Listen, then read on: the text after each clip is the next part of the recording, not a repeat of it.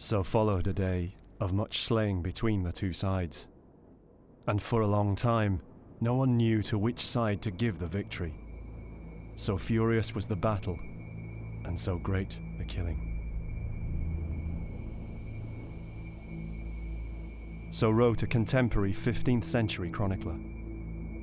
The Battle of Taunton, on Palm Sunday, March the 29th, 1461, was one of the largest ever fought on English soil, and almost certainly the bloodiest.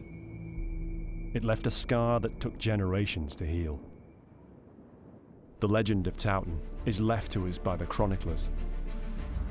Some 60,000 men from the rival houses of York and Lancaster fought there. It was the culmination of years of dynastic conflict for the English throne, known as the Wars of the Roses.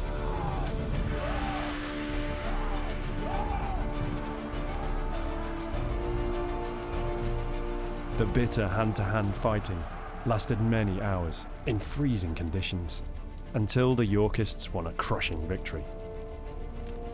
As night fell, 28,000 men lay dead or dying.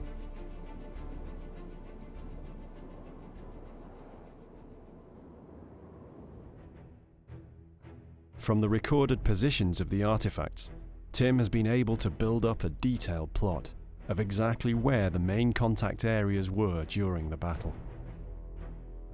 It was the first survey of its kind in Europe, and it enabled Tim to interpret the events of that day in 1461. It's difficult for us to imagine what a medieval battle was like. We're quite soft in the great scheme of things. We do not attack each other with big clubs or with big machete type implements. And so of course we grew up with a very safe feeling. But in the medieval period it was different. Medieval battles were relatively common, or medieval conflict was at least. So you've got the formal Lancastrian army here, lined up behind us here. We've got the formal Yorkist army lined up on that ridge. The Yorkists slowly move forward, but in line. The battle began, with both sides unleashing thousands of arrows. Because the wind is in the Yorkists' favour, when the Yorkists lose their arrows, they go further and actually manage to hit the Lancastrian soldiers.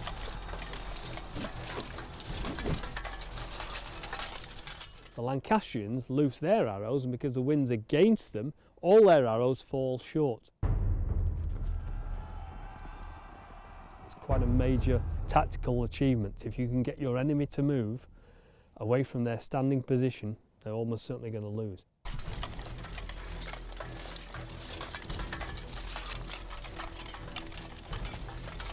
The Yorkists, they can stay put.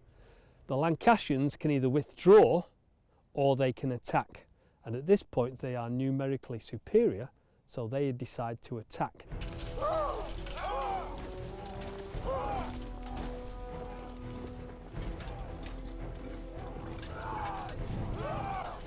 Now the Lancastrians are moving off their fixed position and have to travel down the slope into the valley bottom to meet the Yorkists. And this is where they formally engage as two armies.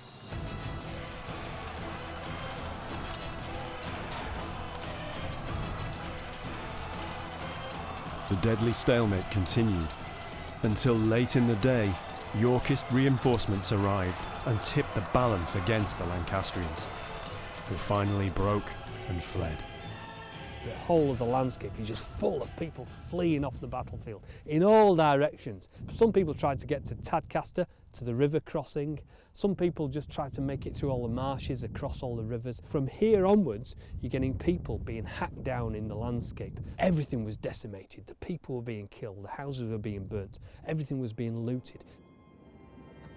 It's possible that the men buried in the mass grave were killed during the chaos and carnage of the rout. It was in this war-ravaged landscape that Richard's new chapel once stood. It's a huge area though, and trying to find buried remnants of a single building could be difficult.